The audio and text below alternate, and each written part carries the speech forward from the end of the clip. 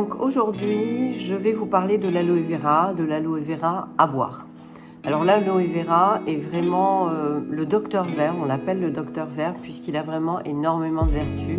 Donc je vous ai parlé déjà sur des vidéos précédentes de l'aloe vera au niveau cosmétique, au niveau des ongles, au niveau des cheveux.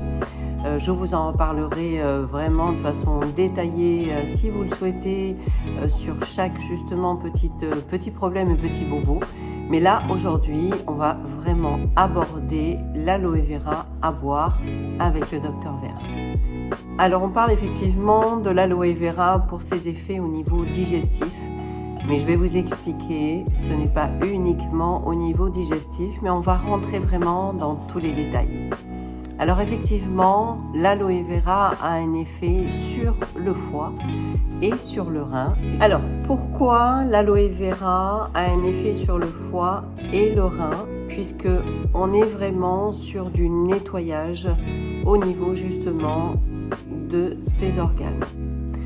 Elle les purifie et les rend bien évidemment beaucoup plus performants. Alors pourquoi et comment faire une cure d'aloe vera? On parle plus exactement de nectar d'aloe vera. Comment et pourquoi faire une cure de ce nectar? Elle a la vertu d'éliminer les toxines accumulées dans le corps. L'alimentation, la pollution, les diverses toxines qui peuvent nous entourer a un effet effectivement sur notre santé. Et bien cette cure justement de l'aloe vera va permettre d'accélérer l'élimination de tous ces déchets. La fatigue, les problèmes de concentration, les problèmes de sommeil, les problèmes de peau, les problèmes de concentration générale peuvent être améliorés justement avec cette cure.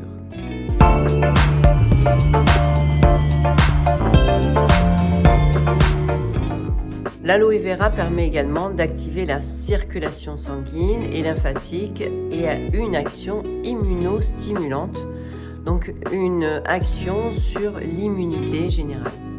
Choisir bien évidemment un produit biologique, ça va de soi. Ensuite, vous avez aussi sans conservateur et un gage de qualité sur votre cure. Alors, à quel moment faire justement une cure de nettoyage, cure détox avec l'aloe vera? On va parler effectivement de cure détox à chaque changement de saison. Alors de quoi est composé le gel d'aloe vera? Donc vous avez des vitamines, nombreuses vitamines, vous avez des acides gras, vous avez des acides aminés, vous avez des oligo-éléments et vous avez aussi des sels minéraux. Alors je ne sais pas si vous le saviez, mais traditionnellement le gel d'aloe vera est utilisé pour la fertilité féminine, apaiser le transit intestinal et la constipation liée à un excès de feu au niveau des intestins. En médecine chinoise d'ailleurs, on parle de feu de l'estomac, du feu de la rate et effectivement ce gel a des effets très intéressants. La posologie, je vous en parlerai tout à l'heure. Je vais vous conseiller bien évidemment des cures puisque ça ne suffira pas d'en boire comme ça une fois de temps en temps. Donc c'est une cure de 3 mois que je vais pouvoir vous proposer aujourd'hui. Je vais vous expliquer justement aussi les contre-indications puisqu'on a des contre-indications pour certaines personnes. Donc en ce qui concerne les contre-indications, nous allons effectivement préconiser de ne pas utiliser de l'aloe vera à boire pour les personnes enceintes et allaitantes et ensuite pour les enfants de moins de 6 ans. Plusieurs nectars d'aloe vera sur le marché. Moi aujourd'hui je vais vous parler spécifiquement de celui-ci.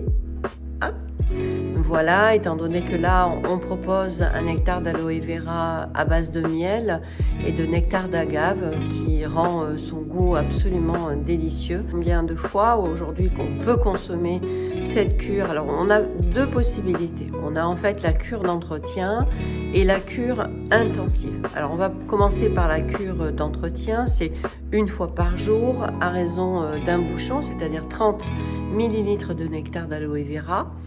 Et 1 à 2 minutes avant les repas, donc à jeun. On peut aussi le diluer dans l'eau si on le souhaite. Ensuite, en cure intensive, donc on va parler à peu près de 3 mois.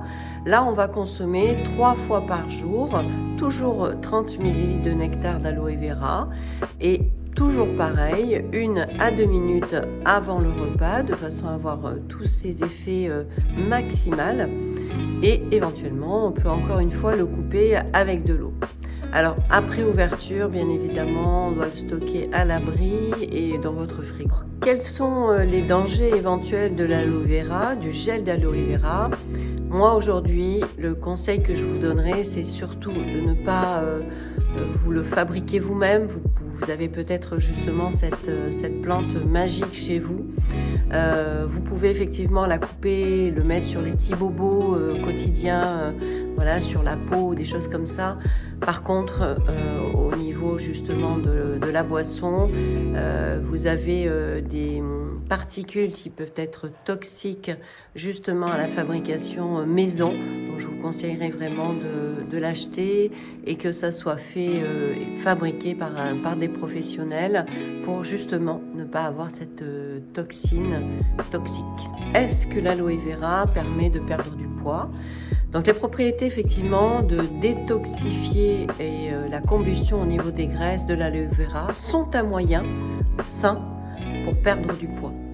Alors effectivement, ça va permettre de l'inclure dans l'alimentation, mais ça n'empêche pas et n'élimine pas une combinaison avec une alimentation saine et bien évidemment des exercices sportifs. Alors si vous permettez, on va aller aussi un petit peu plus loin puisque ce gel d'aloe vera est recommandé pour des traitements d'infections digestives, mais on parle aussi au niveau des maladies de Crohn qui sont en fait une maladie auto-immune qui peut être soulagée par l'aloe vera. En fait, comme c'est un anti-inflammatoire et un antioxydant, l'aloe vera va permettre de réduire ce mal-être et cette inflammation.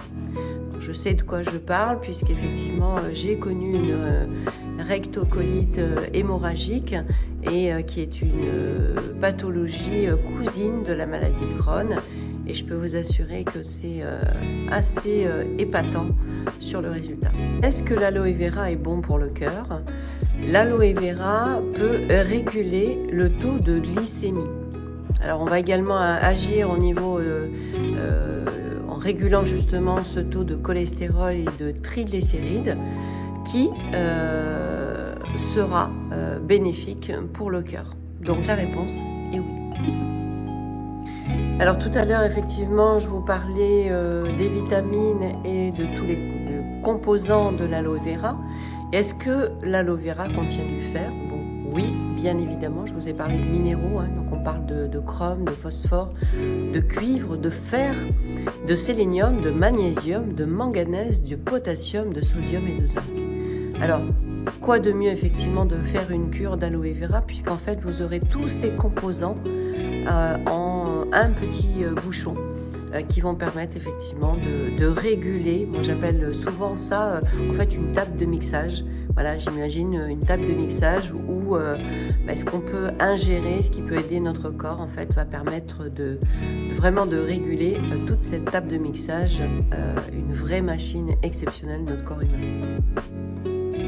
Est-ce que l'aloe vera est bon pour l'arthrose ? Donc oui, puisque c'est un anti-inflammatoire, je vous en ai parlé en préambule, et effectivement, ça a des effets au niveau de l'arthrose. Donc si vous avez de l'arthrose, c'est vraiment conseillé de faire des cures d'aloe vera. Est-ce que l'aloe vera est recommandé pour les intoxications alimentaires ? Bien évidemment. Je vous ai parlé jusqu'à maintenant au niveau justement intestinal. L'aloe vera a possédé vraiment des vertus antibactériennes, antifongiques, ce qui fait effectivement qu'on a une prévention au niveau d'une intoxication alimentaire ou un bouclier contre des champignons ou des bactéries qui serait effectivement responsable par une intoxication alimentaire. Donc oui, c'est très efficace contre une intoxication alimentaire. Est-ce que l'aloe vera peut être recommandé pour la tourista au niveau des vomissements? Oui, bien évidemment, puisqu'en fait elle a toujours cet effet détoxifiant, donc au niveau justement de troubles digestifs. Alors je ne pouvais pas vous parler d'aloe vera sans vous parler de nos petits quatre pattes, puisqu'en effet aujourd'hui nous savons que l'aloe vera possède des vertus mais qui sont beaucoup moins connues et très très efficaces au niveau des animaux, des chats, des chiens par exemple, puisqu'en fait cette plante se gèle dans leur alimentation, dans leur pâté, alors pas dans les croquettes bien évidemment, sinon ça va les rendre toutes molles, mais dans leur pâté ou éventuellement dans leur eau, mais c'est un petit peu peut-être compliqué, mais je dirais dans leur pâté en tous les cas, ça c'est certain, est un super complément et ça leur apporte nombreux minéraux comme pour nous tout simplement, et pensons à eux. Est-ce que l'aloe vera est bon pour la peau? Alors il répare le collagène et l'élastine. Donc l'aloe vera permet d'améliorer et de maintenir la peau en bonne santé. C'est vraiment une cure de jouvence. La peau se renouvelle à peu près tous les 21 à 28 jours. Donc en utilisant les propriétés nutritionnelles de l'aloe vera, la peau va utiliser ces nutriments au quotidien pour traiter et combattre les effets négatifs de la pollution et du vieillissement. Donc une dose quotidienne de jus d'aloe vera peut vous servir vraiment au niveau de votre peau. Est-ce que l'aloe vera peut réguler le taux de glycémie? Aujourd'hui, effectivement, on a des retours. Ceux qui sont au niveau diabétique seront surpris de l'effet sur le jus d'aloe vera au bout de quelques jours. Il va effectivement agir en régulant sur le taux de cholestérol et de triglycérides, ce qui est encore plus bénéfique pour le cœur. Franchement, aujourd'hui, plus on découvre les bienfaits de cette plante et plus on a envie de l'essayer. N'est-ce pas?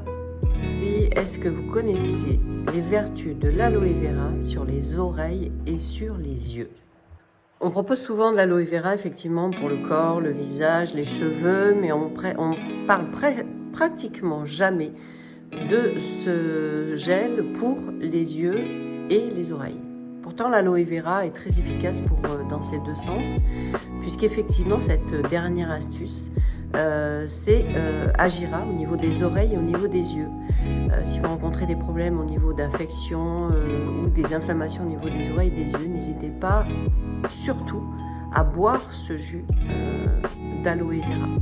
Alors attention, on ne le met pas à l'intérieur, on le met bien sur les yeux, mais on est bien d'accord, c'est toujours de la même chose.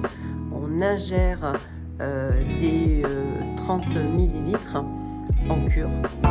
J'espère que toutes ces astuces t'ont plu et surtout n'oublie pas de liker, un petit pouce, c'est toujours bien pour la chaîne et surtout de t'abonner. À bientôt les amis.